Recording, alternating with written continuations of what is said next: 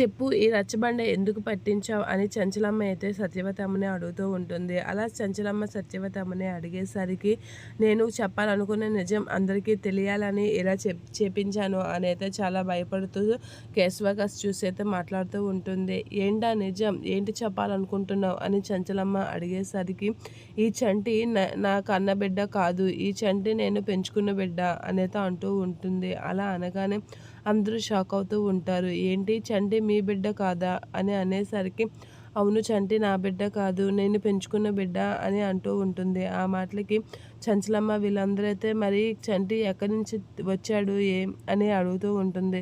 అలా అడిగేసరికి చంటిని నేను చిన్నప్పుడే ఒకరు నాకు ఇచ్చేస్తే నేను పెంచుకున్నాను అనేది అంటూ ఉంటాడు. ఆ మాటలకి చంటి షాక్ అయ్యి అలా చూస్తూ ఉంటాడు. ఏంటమ్మా ఏం మాట్లాడుతున్నావు అనేది అలా చూస్తూ ఉంటాడు.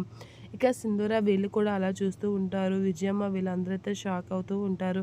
చంటి నీ బిడ్డ కాకపోతే తన తల్లిదండ్రులు ఎవరో, తను ఎక్కడుంటుందో నీకు తెలుసా అని చంచలమ్మ సత్యవతమ్మని అడిగేసరికి చంటి "నా సత్యవతి బిడ్డ కాకపోతే నా బిడ్డే, ఖచ్చితంగా నా బిడ్డే, సత్యవతి అమ్మ దగ్గర పెరుగుతున్న బిడ్డ నా బిడ్డ చంటి అనమాట" అని చెప్పేసి చాలా ఆనందపడుతూ ఉంటాడు కేశవ.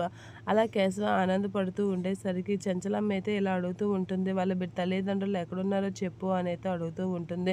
వాళ్ళ తల్లి నీకు ఎక్కడుందో తెలుసా అని చంచలమ్మ అడిగేసరికి తెలుసమ్మా ఇక్కడే ఉంది, వాళ్ళ చంటి కన్న తల్లి ఇక్కడే ఉంది అనేది అంటూ ఉంటుంది. ఆ మాటలకి చంచలమ్మ షాక్ అవుతూ ఉంటుంది. ఇక చంటి అయితే ఏంటి ఇక్కడే ఉందా, ఈ వీళ్ళలో ఎవరు నా తల్లి అనేది అనుకుంటూ ఉంటాడు.